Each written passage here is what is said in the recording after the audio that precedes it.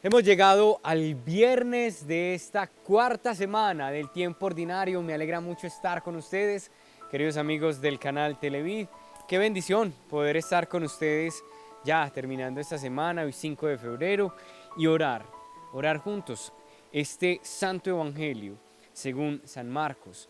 Hoy tomamos el capítulo 6, versículos del 14 al 29.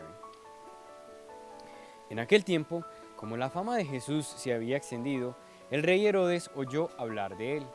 Unos decían: Juan Bautista ha resucitado y por eso los poderes actúan en él. Otros decían: es Elías. Otros: es un profeta como los antiguos. Herodes al oírlo decía: es Juan, a quien yo decapité, que ha resucitado. Es que Herodes había mandado prender a Juan y lo había metido en la cárcel encadenado. El motivo era que Herodes se había casado con Herodías, mujer de su hermano Filipo, y Juan le decía que no le era lícito tener la mujer de su hermano. Herodes aborrecía a Juan y quería quitarlo de en medio. No acababa de conseguirlo porque Herodes respetaba a Juan, sabiendo que era un hombre honrado y santo, y lo defendía. Cuando lo escuchaba quedaba desconcertado y lo escuchaba con gusto. La ocasión llegó cuando Herodes, por su cumpleaños, dio un banquete a sus magnates, a sus oficiales y a la gente principal de Galilea. La hija de Herodías entró y danzó, gustando mucho a Herodes y a los convidados. El rey le dijo a la joven: pídeme lo que quieras, que te lo doy. Y le juró: te daré lo que me pidas, aunque sea la mitad de mi reino. Ella salió a preguntarle a su madre: ¿qué le pido? La madre le contestó: la cabeza de Juan el Bautista. Ella entró enseguida, a toda prisa, se acercó al rey y le pidió: quiero que ahora mismo me des en una bandeja la cabeza de Juan el Bautista. El rey se puso muy triste, pero por el juramento y los convidados no quiso desairarla. Enseguida le mandó a un verdugo que trajese la cabeza de Juan. Fue, lo decapitó en la cárcel, trajo la cabeza en una bandeja y se la entregó a la joven. La joven se la entregó a su madre. Al enterarse, sus discípulos fueron a recoger el cadáver y lo enterraron. Palabra del Señor. Oh Dios, que muestras la luz de tu verdad a los que andan extraviados, para que puedan volver al buen camino. Concede a todos los cristianos rechazar lo que es indigno de este nombre y cumplir cuanto en él se significa. Por nuestro Señor.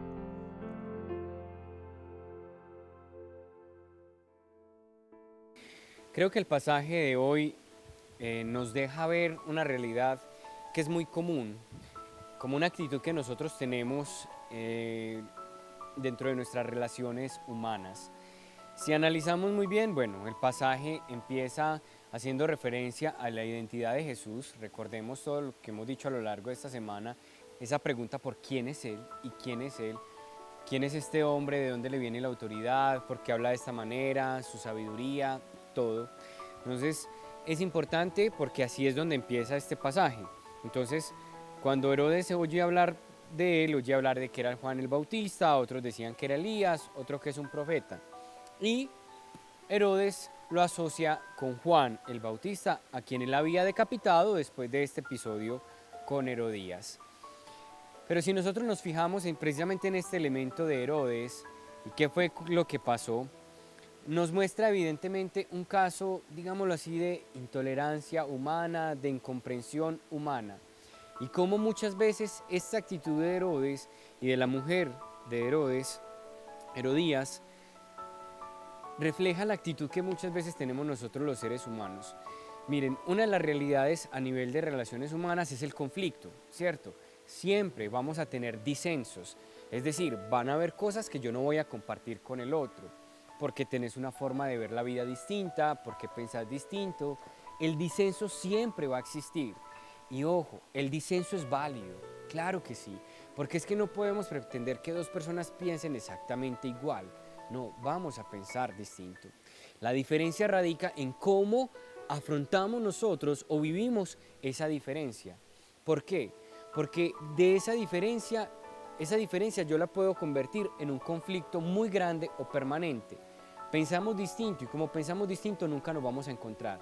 y mantenemos agarrados, como decimos popularmente. Mantenemos peleando y mantenemos atacándonos, hiriéndonos e imponiéndonos sobre el otro, intentando ver quién es el que tiene la razón y terminamos dañando, destruyendo, atentando contra el otro con palabras fuertes, hirientes o con una actitud brusca. Es importante entender que en medio del disenso, que se puede disentir, la clave estará en cómo podemos llegar a un acuerdo a pesar de los diferentes criterios que podamos tener. Podemos pensar distinto, pero eso no nos hace enemigos.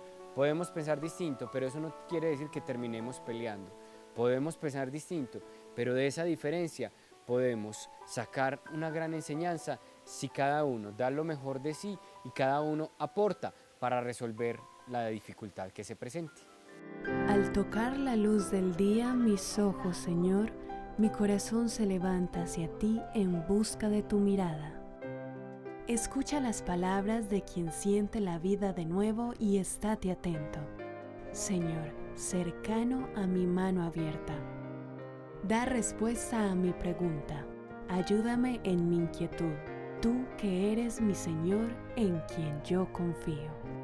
A ti abro mi ser, mis ganas de vivir, mi despertar. De mañana en tus manos pongo mis miedos, mis ilusiones. De mañana en tus ojos pongo la pureza y sinceridad de mi búsqueda. De mañana en tu camino quiero dirigir mis pasos.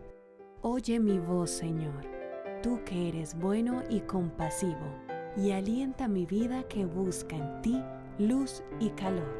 Bendíceme, Señor, guíame por el camino justo, como un gran escudo defiéndeme, sé mi fortaleza. Que tus alas, Señor, me cobijen y guarden mientras yo voy viviendo el día de hoy. Podemos encontrar un ejemplo en el Papa Francisco, que tiene una historia muy bonita, o más bien, pues un ejemplo de esto. Cuando él era obispo, todavía en Argentina, allí en Buenos Aires, tenía un programa radial que se llamaba Cultura del Encuentro. Y allí él tenía precisamente un compartir y un encuentro con un rabino, con un jeque y él. Y ellos no buscaban quién era el más importante, quién era el mejor o el verdadero, esos puntos en los que se dividían, no, sino esos puntos en los que se encontraban. Y este ejemplo es muy interesante porque nosotros podemos tener esa misma actitud. Ante una realidad que tenemos en casa o ante una decisión que podemos tener, cada uno puede intentar imponer su punto, su verdad, su palabra, sus criterios. O más bien podemos vivir esa cultura del encuentro y tener un diálogo a partir de esa experiencia. Qué importante es no hacer a un lado al otro, no marginar al otro, no maltratar al otro porque piense distinto a mí. Yo no puedo acabar con mi hermano simplemente porque no comparto sus ideas, porque no comparto la manera de ver la vida o su partido político o el color de una camiseta de un equipo.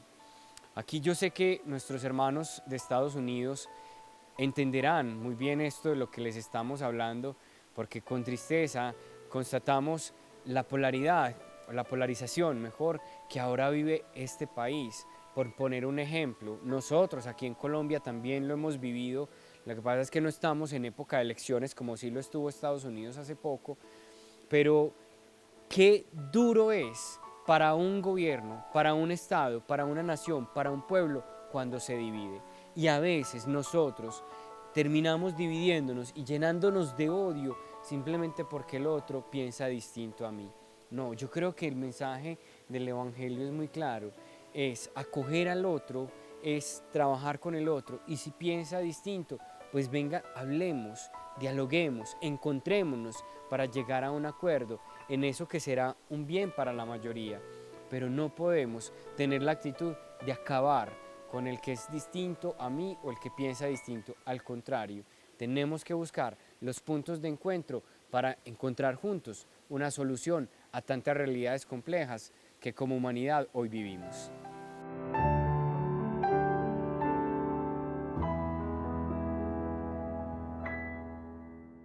Entonces vamos a pedirle hoy al Señor la gracia de mirar con amor al otro, la gracia de poder ser más comprensivos, más compasivos, más misericordiosos, de poder tener una mirada de acogida frente al que piensa distinto a mí, frente a esa persona incluso que a veces puede ser incómoda porque siempre está allí diciéndonos las cosas y esas cosas que muchas veces no nos gustan.